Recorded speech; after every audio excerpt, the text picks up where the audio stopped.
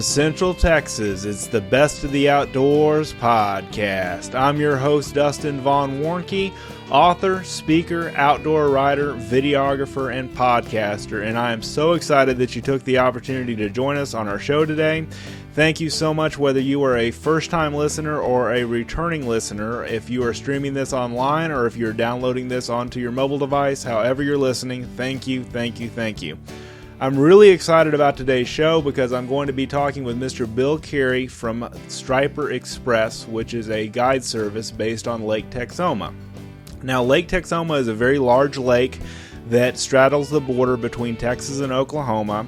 It is a great lake for a lot of different reasons. It is an excellent lake for striper fishing, and that is what Bill and I are going to get into today in our show. What I'm really super excited about is the way that Mr. Bill Carey fishes. He's not a typical striper guy that fishes just with live bait. He likes to fish with artificial lures, very different from a lot of people's approach. And I'm really excited about this because I've worked with Bill for the last 3 years or so. It's been a few years now. We've worked together on the Texas Fishing Game magazine. I do the Hot Spots monthly, so if you're a subscriber to Texas Fishing Game, you can catch those Mr. Bill Carey reports every month to me, and I put those fishing reports in the magazine as a contributing editor. And Bill is also an outdoor writer and very accomplished in the outdoor industry, and I'm really excited to have the chance to talk to him. If you're not a subscriber to Texas Fishing Game magazine, and if you live in or around Texas, it's a great magazine to pick up on. I highly recommend that you get a subscription. So here is my interview with Mr. Bill Carey, and I will give you all of his contact information and everything else in the show notes. I think you'll really enjoy what we talk about. Mr. Bill Carey, welcome to the show. Well, thank you for having us. We're excited to have you on here. We've been planning to do this podcast for a while, so I'm really excited about it. Tell us first, I guess, how you got started in fishing. Well, if we go back to childhood, I think most men, women were influenced by a father, mother, aunt, uncle, grandfather. I was lucky enough to have a dad who was a fisherman. Me too, actually. My dad was a semi-professional bass fisherman, so I grew up around it, around all the lures and all the stuff that goes with bass fishing. Oh, that's awesome. Yeah. So, how did you get your guide business started, and how long ago was that? Well, I started fishing at wonderful Lake Texoma in 1977. I hired a guide and fished with him for 5 years, bought some land up here, just luckily lived 50 miles south in used to be the cotton field town of Frisco, Texas, which is now major metropolis. And I was just going to say that, a sprawling metropolis of Frisco, Texas. That's right, and it was a long time ago, and I guess I started 38 years ago. Wow. I was a huge bass fisherman, and I heard about the striped bass on Lake Texoma. There was an article in the Dallas paper about 20-pound striped bass. Wow. Folks, at that time, it's funny now, and we caught 23 stripers on 1-ounce bucktail jigs in cold March weather, and 5 of them were 10 to 15 pounds. Now, folks, this was just about the time, I think it was the exact same year, that the Florida strain bass was introduced into Texas, which is a larger species, because a 7-pound native largemouth bass was huge. So I came up here and caught these fish. I brought my tackle to the boat. This is a good one. My guide grabbed it, and I was spooled with 12-pound test bass tackle, and he said, "Go put that crappie stuff back in your truck." I love it. He wanted you to hunt with fish with some real gear, huh? What we use today, everything's evolved, but that tackle worked, but I had to be spooled with 20-pound test. These fish are bigger, meaner, and, well, 5 fish from 10 to 15 pounds kind of speaks for itself, doesn't it? Yes, absolutely. Absolutely. That's a big, powerful fish for sure. I had a corporate group several years ago, and we specialize in groups, and I'll explain who we are and what we are. And my guides were cleaning fish, and one of the 12 businessmen said, how often should you come to this lake to really learn how to do it? And I used to say, you have to come at least once a season change. And Chris, Chris Carey, he has a brand of his own, and he chimed in and said, Dad, tell them how many times you came the first year. And I have 12 men, captive audience, and I look at him and I said, well, I really got carried away, kind of stuttered like that. And they said, well, how many times you come? And I said, well, you got to understand that I only lived an hour away. They said, well, how many times did you come? And I looked at them all and I said, I hired my guide 33 times the first year. Wow. So you were pretty heavy. You were pretty enthused with the lake, right? Man, I have been hooked ever since. I have maybe gone to Lake Fork 6 times since it opened back in the early years. Wow. I have a 18-foot Falcon, which is the local striper boat of choice, which has evolved to 23 feet. I still have my original 1983 striper boat that has never been off this lake, and that's 32 years in business. Wow. This is a wonderful lake. I had my third boat.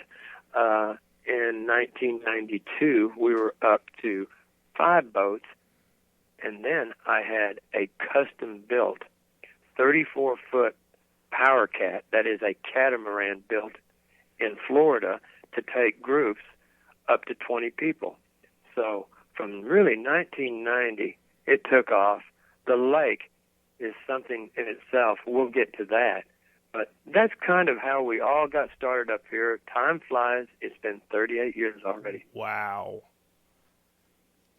That's amazing. That's amazing. And the one thing that I will mention that's different about Striper Express compared to a lot of other Striper guide services is what?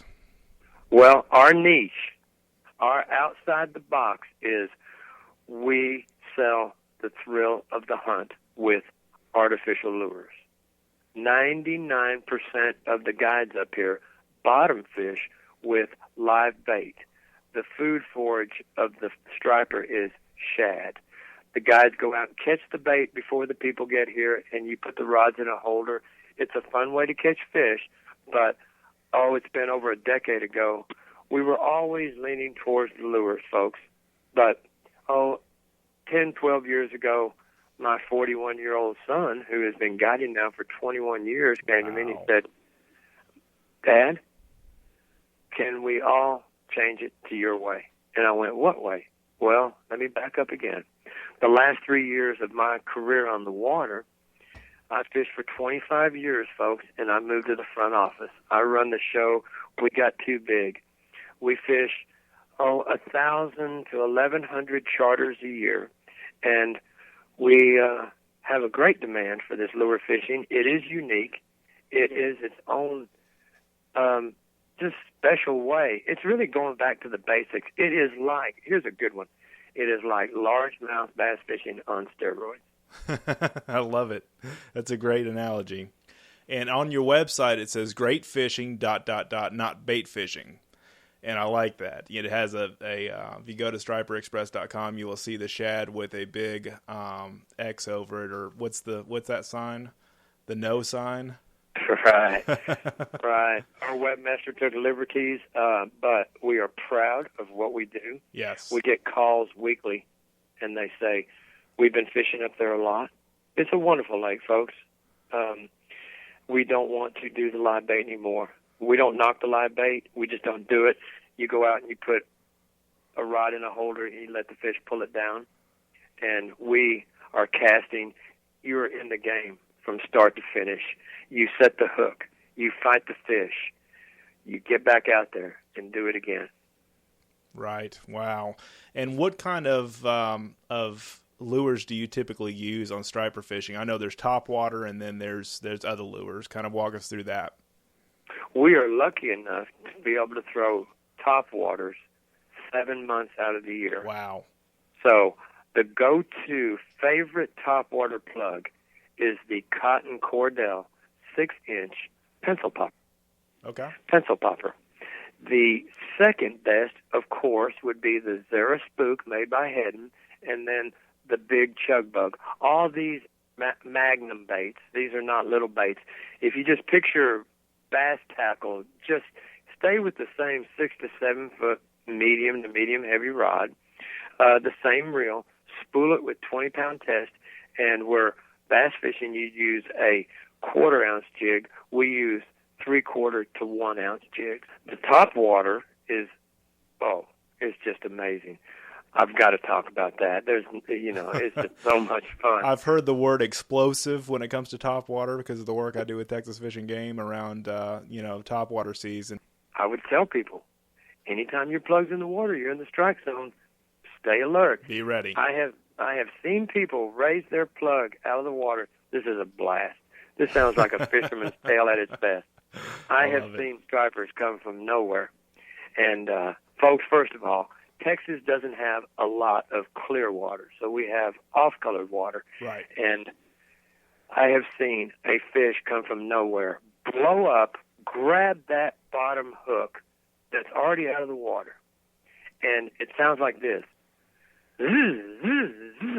Pow! It sounds like a .22 rifle going on. The people get so excited. I tell them, even a seasoned pro cannot get his rod tip up fast enough because, folks, on a reel, you have the drag to help you fight the fish. The rod tip is just as important. Don't you agree, Dustin? I agree 100%. Well, when the fish pulls that rod straight down, wraps it against the side of the boat, you have no chance. And it breaks off. It's very exciting. They are very mean and sassy that close to the boat. Yes. That's an awesome feeling, isn't it? Oh, I love it. This lake, we have both numbers and size. For years, people would call and say, I want a trophy. Well, you know what I would say, Dustin? I would say, I want you to call the lakes in Arkansas, which were known for up to 30-plus pound fish. Wow. I said, but you better be cut from the right fabric and truly be a trophy fisherman because those lakes have a 2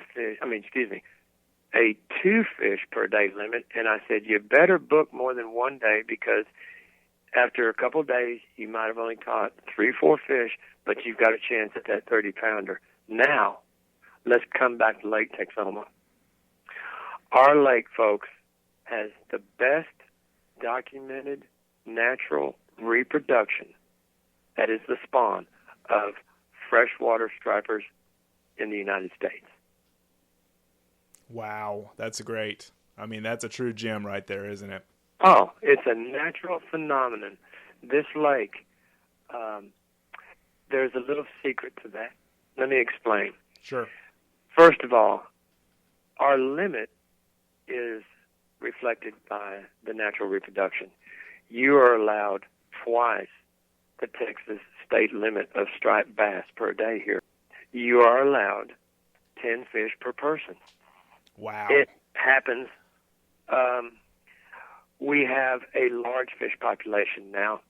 I explain that we all got beat up during the recession of 08, 9, 10, and we let the big fish grow.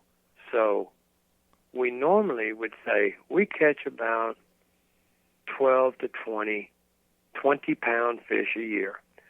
This past winter, we had 20 over 20 pounds in March alone. Wow, that's great. So huge lake and great fishing opportunity for sure. You bet. Now, there's a secret to this. Lake Texoma has a high salinity. It is truly the secret to the success. Up the Red River, we have 2 major tributaries. We have the Ouachita River that goes across Oklahoma, and we have the Red River, which the headwater to the Red River is in Paladuro Canyon, which is south of Amarillo, Texas. And between Amarillo and Lake Texoma, we have a town called Vernon, Texas. Way down underground, there are salt domes. Well, this salt leaches its way to the surface of the earth, and it drops 235 tons of salt a year into Lake Texoma. Interesting. I did not know that.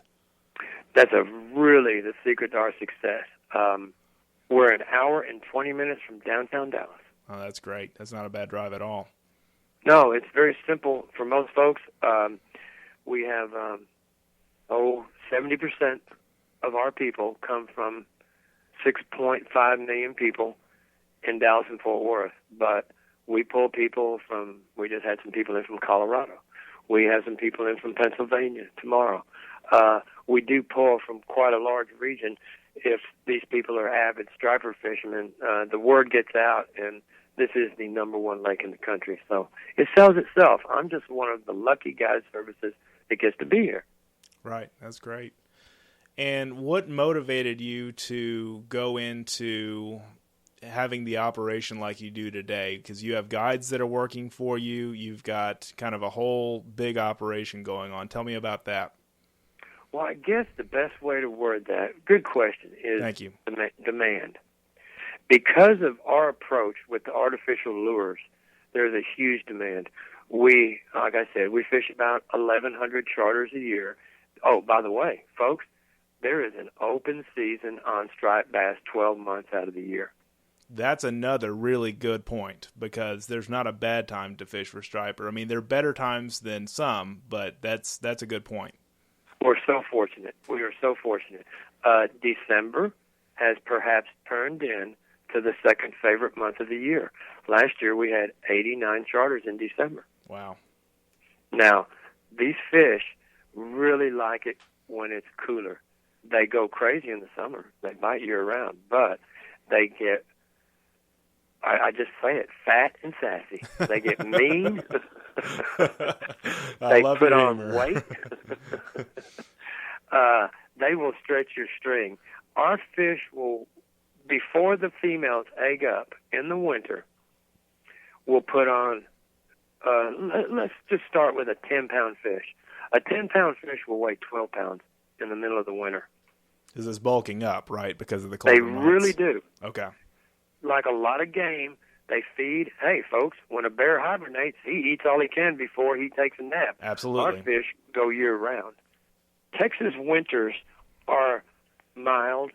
If we have snow, Dustin, isn't it usually gone by the next day? At least. I mean, if not within the next hour in some cases. You know, that's the way Texas weather is. And you guys get a lot more snow up north than I do here in Central Texas. So yeah, we hardly see it down here. Yeah, and the people, the distance, you know, you and I are a couple hours apart, and the people 2 hours north of us in Oklahoma see a little bit more. Yes. But we all realize that the planet is getting warmer, that the charters in December are, you got to say, pretty mild nowadays, wouldn't you? Right, I agree. I want to explain how that works. Because of water temperature, we change our board and depart time starting November 15th at 10:30 a.m. Interesting. Now, we all know, it may sound corny, but the early bird gets the fish when people go fishing anywhere.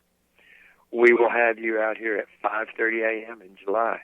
But on November 15th, we change all of our charters to 10:30. There's three major reasons. First of all, number one, water temperature dictates everything. Number two, it makes for a simple drive for a lot of our clients. That's a good point. And number three, an extra 10 to 15 degrees of solar heat on a cool day feels pretty good at 10:30. Yes, it does. We do dress warm. We'll put on ski suits. Really, guys, November fall fishing is almost would I be wrong to say Indian summer type fishing, Dustin? Yeah, that's a good way to summarize that. We'll have a couple cool fronts. In Texas, folks, we call them northers, weather systems that come in. But I tell people after January 1, we watch the weather, and it's if I see that big blue arch coming down, which is an Arctic blast, that's about the only time of year that I will call you and say, hey, Dustin, it's 30 degrees, and it's coming through Oklahoma City at 30 miles an hour. I think it's going to be a little gnarly tomorrow. Right. But up until the first of the year, I would say it's pretty mild. So there's December fishing. We have gone into the fall now, and right now, it's almost October 1st. We are banging the banks. It just started. This is so great. It just started today. We have been banging the banks, waiting for the fish. And excuse me, folks, when I say banging the banks, I mean casting. Topwater plugs at first light and hoping for the fish to move into the shallows. It all has to do with water temperature. The birds, we call them seagulls, are the best fish finder ever. They are better than a $3,000 top-of-the-line hummingbird onyx that we use on our boats that have the down scan, the side scan, and all the bells and whistles, because here's what happens. The stripers are schooling fish. So the fish school up in a big group. They push the bait to the surface. If you've ever seen a marlin or sailfish underwater shot where you see the big bait balls and the fish are just circling them and swimming through and eating them, right. That's literally what's happening here. When they push the bait to the surface, they have nowhere to run. They cannot hide. So the birds have fantastic eyesight, and the birds move in and they start diving, and we carry binoculars, and starting now, after we get through with our top water, which we'll get an hour to 90 minutes depending on cloud cover, we start looking for the seagulls, and we glass them with binoculars. They will be squawking, kamikazeing, diving the water, and oh my goodness, that can be so much fun. Our average charter is 4 anglers per boat. You can have multiple hookups. You can have such a large school of fish that it could possibly be a mile long and a quarter of a mile wide. Wow. I'm going to let people filter that for a minute. Yeah, that's something you got to sit and think about. That's pretty big. These are huge schools of fish, and the birds will put you on them, show you, and example, if you pulled out in your boat, folks, and you saw birds working, you just pay attention, and the birds will always be flying into the wind, but they will be moving, and you'll know which way the school is going. So drive way around in front of the fish and let them come to you.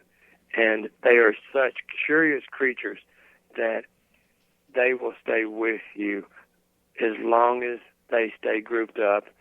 We have got stories of we have never started the motor and drift for 2-3 hours until we hit the Oklahoma bank or the Texas bank, and the fish follow you and are in a tremendous feeding frenzy. That's great. Folks, I have fished from Central America to North America. I have never been to a fishery, lake, bay, ocean, that day in, day out, month in, month out, year in, year out, that you can catch fish better than here. I think, truly, that Lake Texoma has the highest angler success rate of any freshwater lake in the United States. That's a bold statement. I have the greatest lake in the world to back me up. I'm just one of the lucky ones. Again, I'm so grateful. That's great. And what can people typically expect on a trip with Striper Express? I mean, I know it kind of depends on what time you meet, but what can people kind of expect as far as a trip goes? Great question.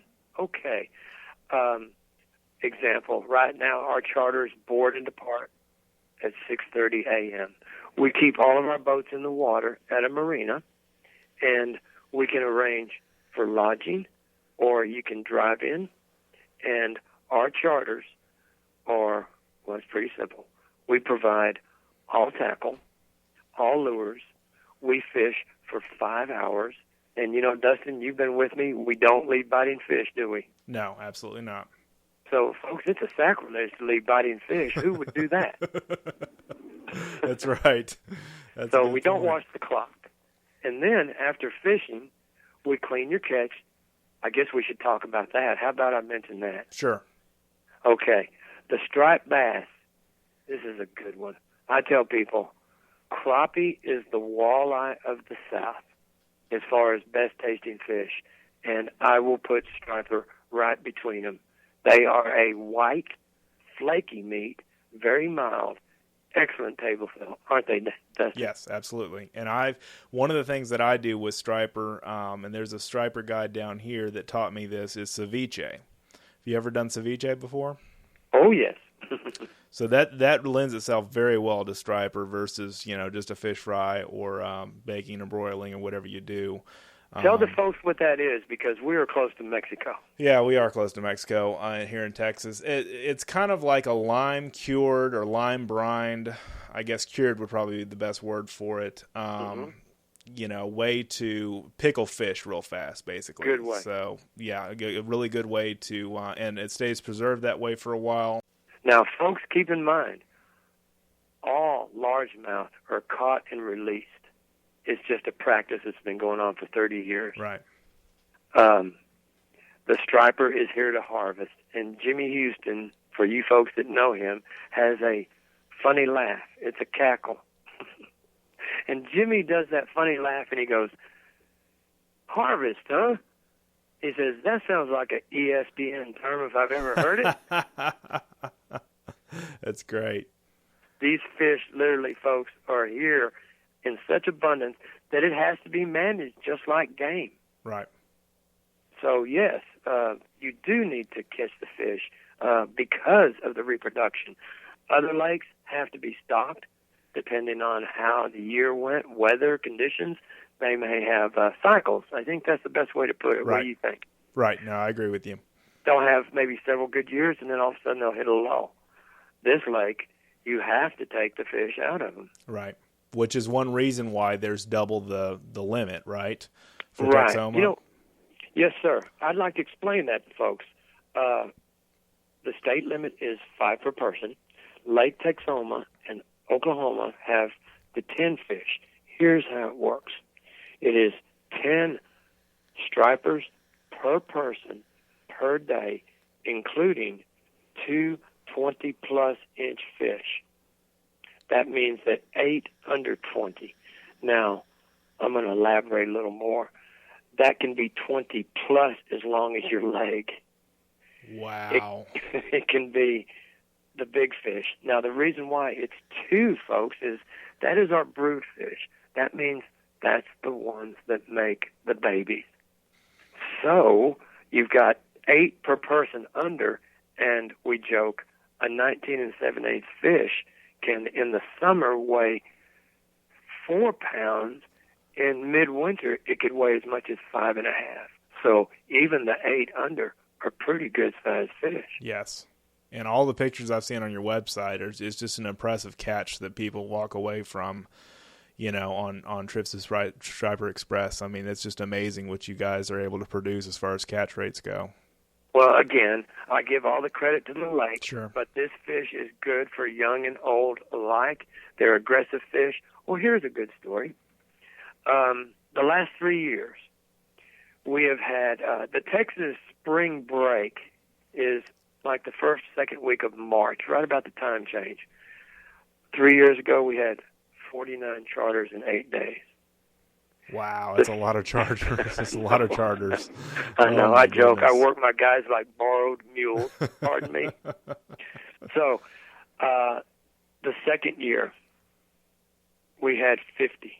And this past year, we had 51. I told my captains after year 1, if we can put spinning tackle in 6-year-olds' hands and they can catch fish, we can take on the world. Yes. They are aggressive. They are schooling. The multiple hookups, the way they react. They're mean, folks. They're fun. Right. And they're a great fish, like you just mentioned, to get kids started in fishing, which is something that I'm really big about. You know, I told a story the other day. I had a touring bass pro, which, folks, that's dedication. And he called me, and he said, I took a year off. I have been kind of neglecting the family, and I want to put them on some fish. I know that you can do that for us at Lake Texoma. So that just kind of proves that they are relatively a pretty easy fish to catch. Yes.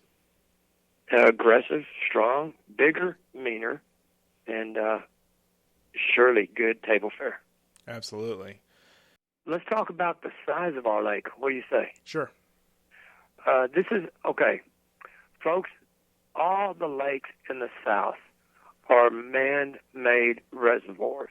They have a dam where your glacial cut lakes up north, where glacier cut, all flow into other lakes. So every lake in Texas is man-made. It has a dam. Now, the reason why we're talking about this is they can't leave. I guess that's the best way to put it, Dustin. Yes, that's good. That's good. I guess, you know, so you have a huge lake. These fish, Dustin, don't you agree, they can be anywhere, anytime? Yes, and it's with such a big lake like that, it kind of, you know, makes finding the schools and that kind of stuff a little more challenging, right? It can be challenging. They can be shallow. They can be deep. They can be stratified, which would be suspended in deeper water. They run in schools. Good electronics are a must. And then, of course, we've talked about the birds. But this is a massive lake. This is a huge lake. Golly, it'd be like saying how much acreage have you hunted on a 10,000-acre ranch? Right. You know, we fish a lot of acres. I guess another way to put it is, I tell my guides, I don't care how much gasoline you burn, you catch these people fish. And Striper Express bought $52,000 worth of fuel last year. Wow. We don't call it gas when you buy that much. It's fuel. No, it's fuel. Yeah, it's a commercial term for it, right? Right. But it's a great lake. It's a big lake. Year-round fishery. My goodness gracious, I just hold this lake in such high regard. And I have always said, let's get the kids in the outdoors. I don't care if it's hiking. I don't care if it's ecotourism, if it's hunting, if it's fishing. I think that when a child comes to a crossroad in life and there is a right and a wrong turn, if you have given that child time in the outdoors, I think most likely they'll take the right turn. Yes. Yes, as I've never really said on the show before, but as a bumper sticker I once read said, kids that hunt and fish don't steal and deal. I love it. I love it. And we are so big on kids. I'm telling you, folks, we pull their legs. We tell them stories. They don't know which way is up when we get through with them, and the dads will wink and laugh, and it's just so much fun to see that twinkle in their eye. What values, and I'm kind of rhetorically asking this question, what kind of values does fishing and other outdoor activities, impart for our youth and newcomers to the sport? Wow, that's heavy. That's a little deep, I know, but that's so important with today's youth to get them outdoors, even if it's sports, if it's on a basketball court. Our children are such a valuable thing to us. They are. Society has changed. My mother didn't have to work. Today's moms are working moms. We're running at a very fast pace. Yes. You have to make time for the kids, folks. I'm a grandparent.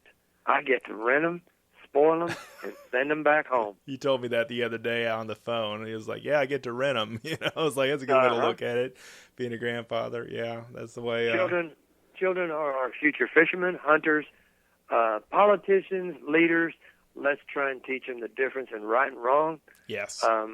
What else can we say? They're everything to me. Yes, absolutely. And you know what? They want to be with us. They want a figure, mother, father, grandfather, uncle, somebody to look up to, somebody to teach them these things. Right. It's so important. Man, that is such a good question because, golly, what else can you say? They are our future. Let's keep it up, folks. Let's take care of the children. There's so much you can learn in the outdoors about right and wrong and hunting and fishing and the kind of things that we talk about on this podcast. There's so many good, values you can instill of character and loyalty and honor and value and ethics and all kinds of different things that we can instill in others through what we do on the water and in the woods. Absolutely. We have a huge impact on their lives. Yes. I love being a grandfather. I have an only child, and I'm lucky. I'm so grateful to have my only child, Chris Carey, 41-year-old. He is my partner, son, and head guide, and he has followed in his father's footsteps. Folks, this is not a get-rich business, but you know what?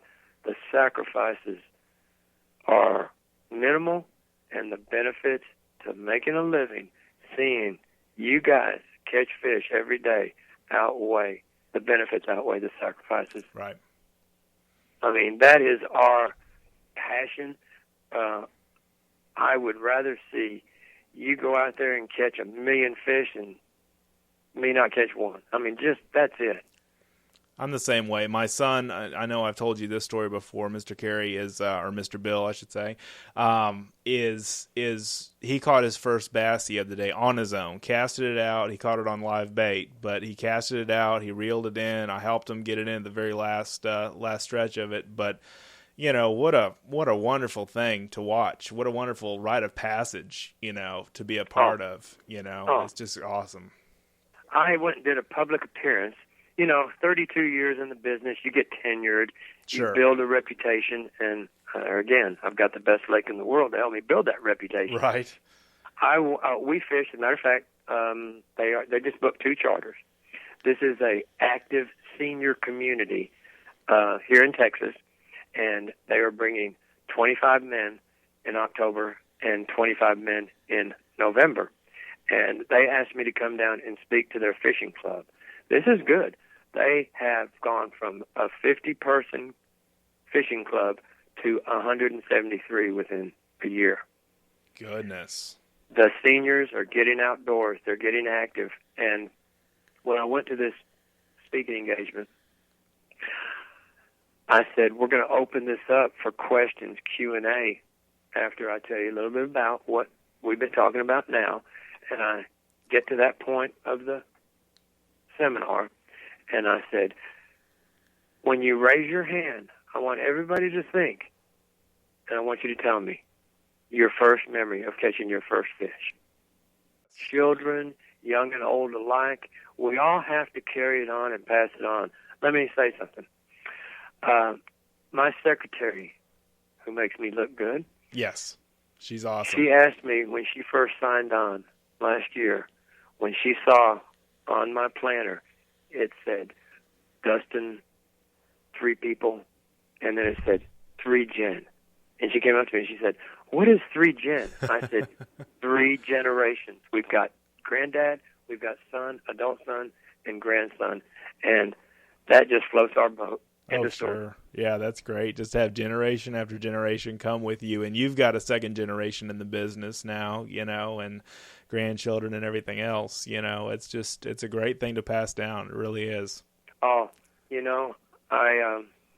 what can you say? I'm just thrilled to death to be able to have my son and grandsons live out here on the lake with me and be part of my life. I don't have to travel to L.A., to Chicago, to New York to see them. Right. I get to see them constantly. And, folks, it kind of comes with age. it's not really about money. There's a lot of kids out there, folks, that aren't lucky enough to have a father, mother, uncle, grandparent. There's a lot of people. We fish children that are underprivileged.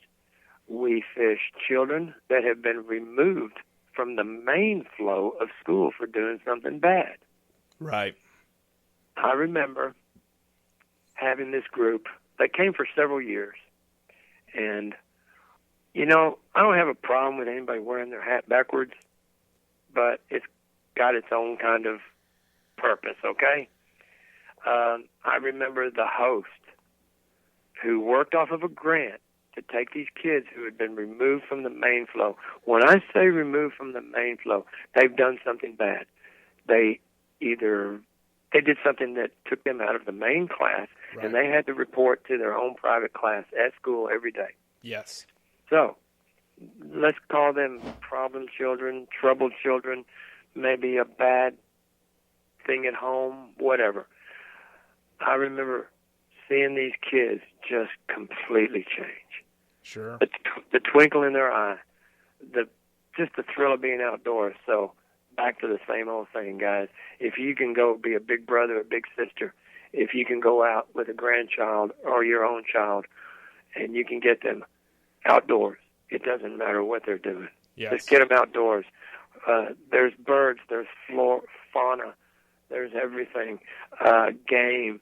You know, we're lucky enough to have a huge deer population here. Things like that just thrill these kids. We have bald eagles that arrive in winter for the whole season here at Texoma. Wow, that's incredible. They do counts.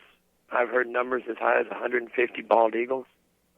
It is so cool seeing them sitting up in trees, and you can't get a camera out fast enough when they fly Sure. down, come beside your boat, and not with their beak, with their talons, their claws, pick up a huge bait and swim off with it, fly into a tree, and take it to the baby eagles. Yeah. It is such a blast. Oh, I mean, stuff like that. I'm that 63 years old. That is all American right there, isn't it? Oh, yeah. If I see a fox, if I see a deer, we stop and we watch it. Sure. You know, That's just great. anything in the outdoors. It's just everything. I think life evolves around it. You know, being around a campfire. I get excited. Cooking some hot dogs and just pulling those kids' legs and telling tall tale. Well, thank you so much for joining us from the show and for your time today, Mr. Bill. Well, Mr. Dustin, it was my pleasure. And, folks, if you ever would be interested in catching a striped bass, you can find us very easily on the Internet. It is striperexpress.com. And may I give my phone number? Absolutely. Our phone number is 903-786-4477. And again, easy to find on the Internet. That is striperexpress.com. And is there a place, I thought I'd ask you too, for your email address if people had any questions for you? Really, yes, you can reach me at my email address, but you can also contact me through the website. But our email address is bigfish@striper. I want to spell that. It is STRIPER, 1P, striperexpress.com. Great. That's All awesome. right. Well, thank you so much again for joining us. It was such a pleasure. And, folks, y'all get outdoors, catch a fish, go out there and check it out. If you ever want to come to Texas, we'll show you some Lake Texoma, Texas hospitality. Wow, that was an awesome interview. I really enjoyed my time with Bill Carey. I love my time with any of the guests that I have on the show, but that was especially an awesome interview and conversation that we had. And I just can't say enough about him and his operation and his guide service. It's incredible. You can visit him at striperexpress.com. His phone number is 903-207-4982. And he is an incredible guy to talk to on the phone. A lot of times he'll be available to even talk to you if you have any questions about fishing with him or his operation or anything about striper fishing. He'll talk to you. He's a great guy. And I really highly recommend a trip with him. And as I do with all of my guests, I definitely want to bring you the best that the outdoors has to offer, and he is one of them in the striper fishing realm that I can't say enough about, especially with his use of artificial lures, especially with his, hunting the fish and not just fishing with live bait. It's just an incredible way that he approaches fishing, and I think that's great. So thank you so much for listening, and if you get a chance, go over to my website, dustinsprojects.com, register for our newsletter that will kind of keep you up to date on everything that I'm busy with. And thank you so much for checking us out and telling a friend, and thank you so much again for watching, listening, and reading. Have an awesome day in the outdoors.